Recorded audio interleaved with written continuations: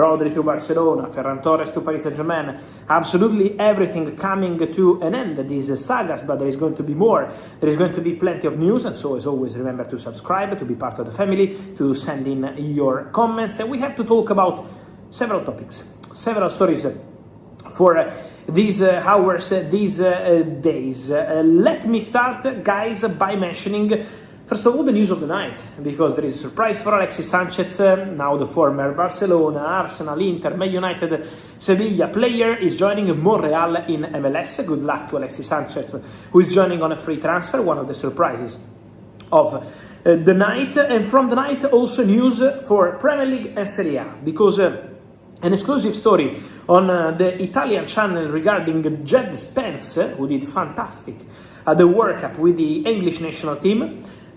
Now he's a top target for Inter as right wing back. What happened? Inter, before the World Cup and at the beginning of the World Cup, so around June, were already negotiations for 𝐁𝐑𝐄𝐀𝐊𝐈𝐍𝐆 Spence. He was a target for Inter at right wing back after they missed out on Marco Palestra. He was the top target. Then they tried to sign 𝐁𝐊𝐈𝐍𝐵, but was not possible because of Italian regulations on the medical test. Inter decided to go for 𝐁𝐑𝐄𝐀𝐊𝐈𝐍𝐆 Spence, but then 𝐁𝐑𝐄𝐀𝐊𝐈���𝐆 Spence started performing in a fantastic way for the English national team at the World Cup under Thomas Tuchel, and so Tottenham made it impossible to go for 𝐁𝐑𝐄𝐀𝐊𝐈𝐍𝐵 Spence. Tottenham were asking for around 45 million euros, so a very big transfer fee, when Inter expected to spend maybe 25 million euros. So the deal was not possible.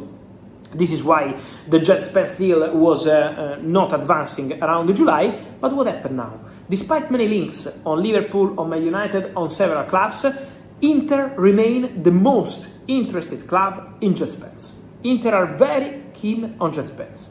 Now Inter are back to the table, and Inter are prepared to bid for 𝐁𝐑𝐄𝐀𝐊𝐈���𝐵 Spence if Tottenham Hotspur are ready to concede lower transfer fee. Inter are not paying 45 million euros. So if Tottenham are accepting something around a 35 million euros package, Inter are ready to bid, and the player would be keen on a move to Inter. This is the understanding. So let's see what's going to happen there, but for sure Inter are back on 𝐁𝐑𝐄𝐊𝐈𝍿 Spence, and Inter are working on it. Then, talking about more topics, guys.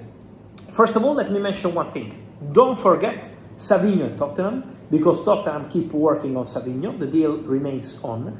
And Manchester City are working on a new winger. At the moment, for Pedro Neto, I can 100% confirm that he's one of the names on the list at Manchester City. I can 100% confirm that Man City are interested in Pedro Neto.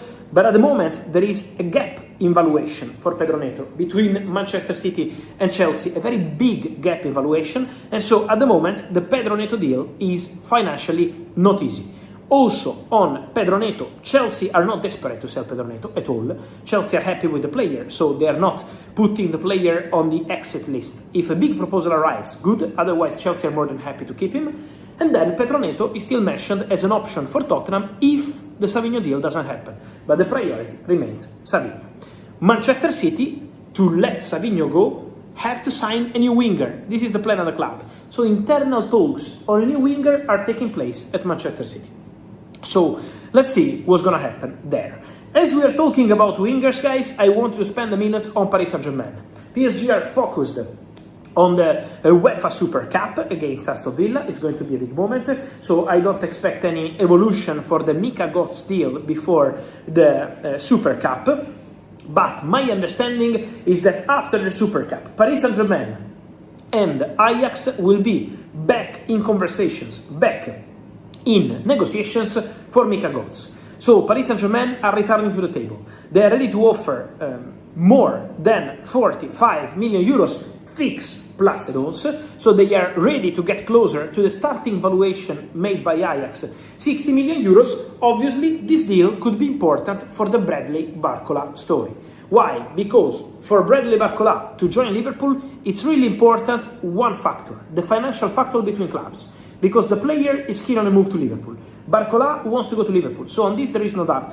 But the crucial point is if Liverpool and Paris Saint-Germain can get closer on the transfer fee value. At the moment there is still distance between Paris Saint-Germain and Liverpool on the transfer fee.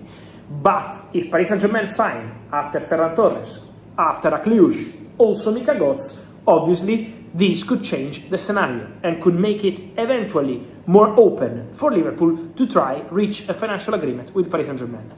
Liverpool are not paying 170 million euros. This will not happen. So Paris Saint-Germain are not expected to close the deal at 170. They're expecting to negotiate that fee. But we have to understand if between 100, 110 million euros and 170 million euros, there could be common ground between Paris Saint-Germain and Liverpool or not. So this is going to be the crucial factor to understand more on this story. But don't forget that Mika Goss PSG is still on. Talking about wingers, Mudryk, the update I can give you today is that Chelsea and the agents of the player are starting evaluating a loan deal for Mudryk. There are several possibilities, approaches from Italy, approaches from Premier League, an idea at Blue Co Chelsea Group to send the player on loan to Strasbourg, so to remain under the Blue Co control. My understanding is that the priority for the player, for Mudryk, would be Premier League. So the favorite destination for Mudryk would be Premier League.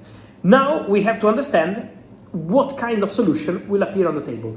In the next days, there will be a conversation, a direct conversation between Chelsea and the agents for this situation, so in order to pick the favorite option for the player and also for Chelsea. So they will talk to the agents and they will find a solution for Mudryk. But the expectation is for a loan move. The expectation is for Mudryk to go play after Chelsea decided to give him an opportunity also in pre-season to be back with the squad, and it's a fantastic news to see Mudryk back with the team. After that, conversations taking place for a loan. Priority for the player, Premier League, but Chelsea also offering Serie A and Strasbourg as opportunities for the boy.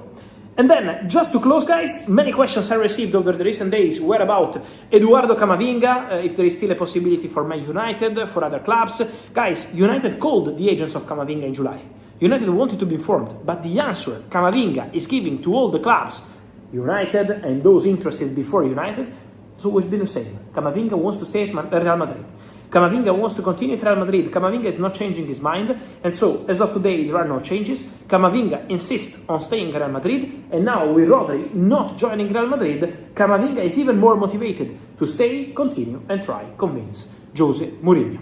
So guys, on this and much more, I will keep you posted in the next hours, in the next days. Stay tuned here on the channel, like this video, turn on the notification bell, subscribe to the channel, and let me know your opinion on all these stories. Also, one more, because obviously it's going to be a crucial moment also for Julian Alvarez. And so stay tuned on the Julian Alvarez saga, because the player is back at Atletico Madrid, because Barcelona still talk to the agents of the player to understand if there is a way to enter. But as of today, from Atletico Madrid, the message they are sending again to the player and to his agent is no to Barcelona. So Atletico insists on closing doors to Barcelona.